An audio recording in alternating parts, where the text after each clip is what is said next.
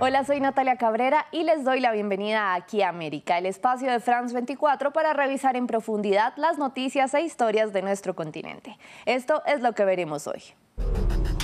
Esta vez el coronavirus no detuvo el estallido social en Colombia. A pesar de las prohibiciones, los ciudadanos salieron masivamente a rechazar la reforma tributaria del presidente Iván Duque.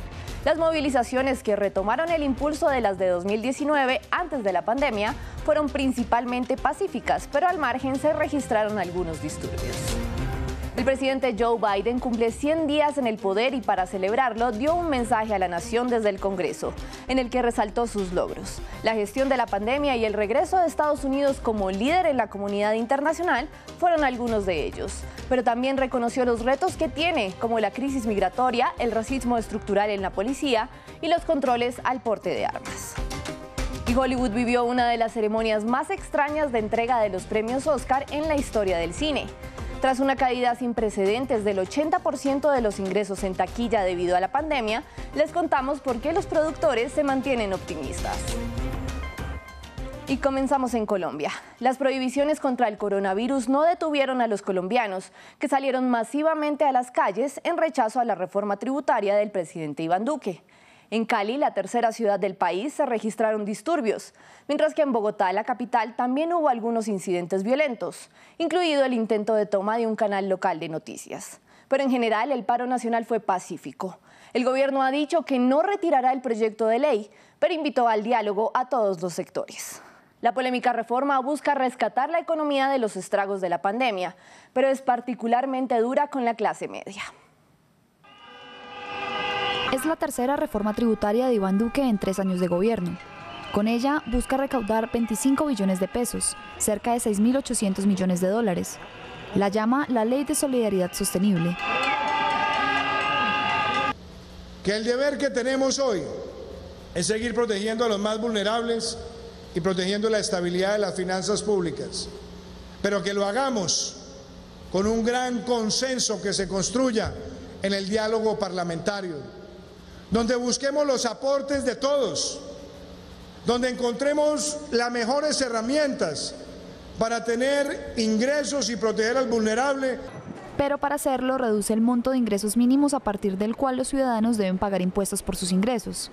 Así, quienes en 2022 ganen más de 2.400.000 pesos al mes o $640 deberán declarar renta. Y para 2023, quienes ganen más de 1.700.000 pesos o $460 deberán pagar. Hasta ahora, solo los ingresos desde alrededor de $1.000 estaban obligados a pagar, en un país en el que el salario mínimo es de $248. El proyecto de ley también plantea aplicar un impuesto del 19% a la tarifa de los servicios públicos para los sectores más adinerados, así como a algunos de los productos de la canasta básica e incluso a los servicios funerarios. Nos quiere cobrar impuestos e IVA por absolutamente todo. Le va a poner IVA a la canasta familiar, a los costos funerarios, a la gasolina, a todo, porque eso es lo que quiere el gobierno, que el pueblo colombiano no salga a marchar.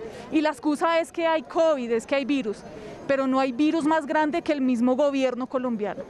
Además, crea un impuesto temporal a la riqueza para quienes tengan grandes patrimonios o empleados que ganen más de $2.700. Si el pueblo colombiano no lucha, no vamos a salir adelante y nos van a clavar una reforma totalmente arbitraria que nos va a llevar a aguantar hambre, a empobrecer más el pueblo, y eso es lo que no queremos. El paro nacional fue convocado al tiempo que Colombia pasa por el peor momento de la pandemia de COVID-19. Inició el mismo día que el país registró su peor récord de muertes y mientras rige un toque de queda por la ocupación de las unidades de cuidados intensivos, que está casi al límite. Y allí mismo en Colombia, los enfrentamientos en la frontera con Venezuela continúan. El ministro de Defensa venezolano, Vladimir Padrino, aseguró que 8 soldados de su país murieron en choques con grupos armados ilegales de la vecina Colombia, que se cree son disidencias de la extinta guerrilla de las FARC. Más de 5.000 venezolanos se han visto obligados a huir después de que el ejército de Venezuela lanzó un operativo en el estado de Apure, poniendo al límite la capacidad de respuesta para acogerlos de los municipios fronterizos colombianos. Colombia ha acusado históricamente a Venezuela de ofrecer refugio a las guerrillas. Y sigamos en Estados Unidos con la imagen de la semana. El presidente Joe Biden entregó su primer discurso ante el Congreso en el marco de los 100 primeros días de su gobierno.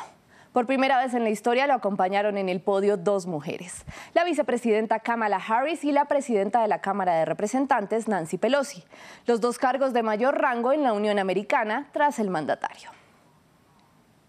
Fue una noche de celebración.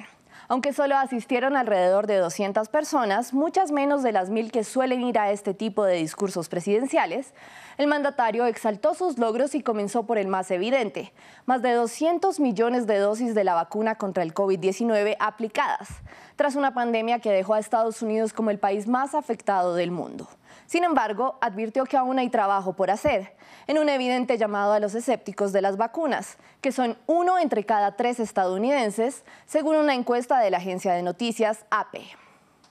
Everyone over the age of 16. Todos los que tengan más de 16 años, todos son elegibles para recibir una vacuna ahora mismo. Vayan a vacunarse, Estados Unidos, vayan a vacunarse, están disponibles.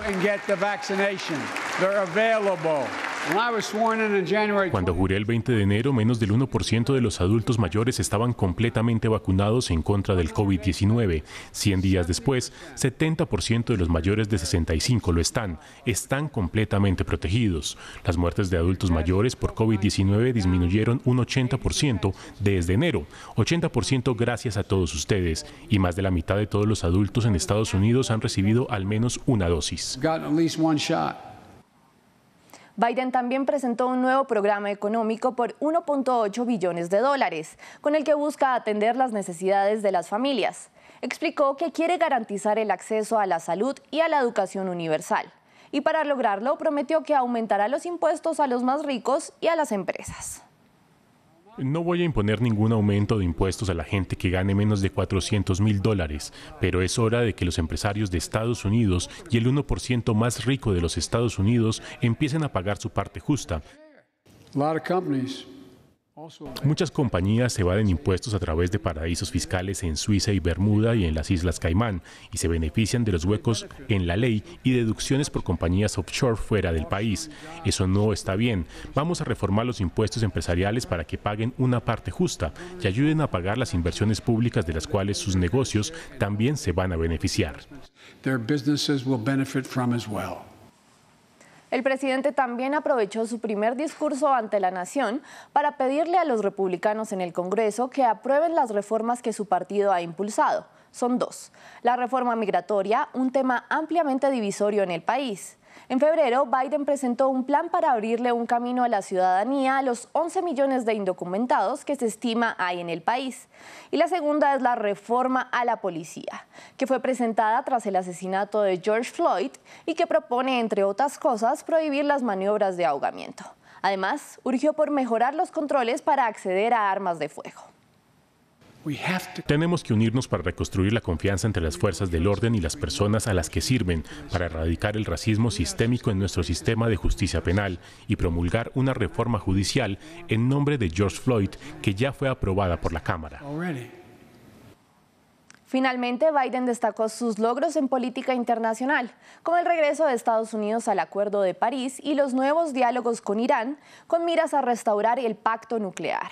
Celebró además el retiro de las tropas de Afganistán y la competencia saludable con China, mientras que advirtió a Rusia que sus acciones tendrán consecuencias.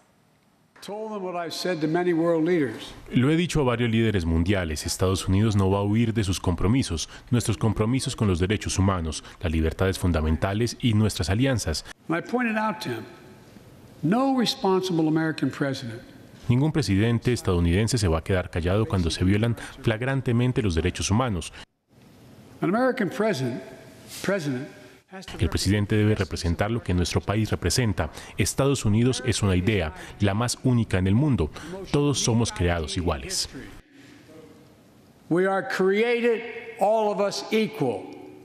Los premios Oscar fueron la cereza del pastel de uno de los años más inusuales en la historia del cine. Muchas de las películas nominadas fueron vistas por primera vez en la pantalla chica a través de plataformas de streaming. La ganadora a Mejor Película, Nomadland, es la de menor recaudación de taquilla en la historia en recibir este galardón. Estados Unidos regresa poco a poco a la normalidad y las cadenas de cine no pueden esperar, con la esperanza de recuperarse de las millonarias pérdidas ocasionadas por los cierres para contener la propagación del COVID-19. Nomadland es la película con menores ingresos en ganar el Oscar a Mejor Película, mientras Hollywood apuesta por una recuperación de la taquilla para los cines estadounidenses. En el último año, la mayoría de los teatros permanecieron cerrados debido a la pandemia de COVID-19, lo que llevó a los estadios a retrasar sus grandes películas, haciendo que los ingresos cayeran a poco más de 2.000 millones de dólares, una caída del 80%. Los cines han luchado por permanecer a flote. La cadena Alamo Drafthouse ya se declaró en bancarrota y los cines ArcLight anunciaron que no van a abrir todas sus 300 pantallas. Creo que eso es solo la punta del iceberg. Ese es el 3%. Creo que vamos a ver fácilmente el 10% e incluso del 20 al 25% caer durante el próximo año. Los cines AMC, los más grandes del mundo, perdieron 4.600 millones de dólares en 2020 y Cinemark perdió 618 millones. La pandemia también ha cambiado el modelo de distribución. Warner Brothers optó por estrenar todas sus películas en HBO Max al mismo tiempo que en los cines. Pero Hollywood se mantiene optimista. No puedes reproducir la experiencia de ver una película en el cine con otras personas que no conoces. Y como productor quiero ver mis historias en estos lugares. No quiero que simplemente sean transmitidas en casa, no es lo mismo. Y creo que si el COVID-19 nos ha enseñado algo, es la importancia de la comunidad y de experimentar cosas juntos. La mitad de los cines estadounidenses ya abrieron. Los teatros esperan un verano cerca a la normalidad. Gracias por acompañarme en esta emisión de Aquí América. Síganme en la dirección que ven en sus pantallas. Cuídense mucho del coronavirus y sigan viendo France 24.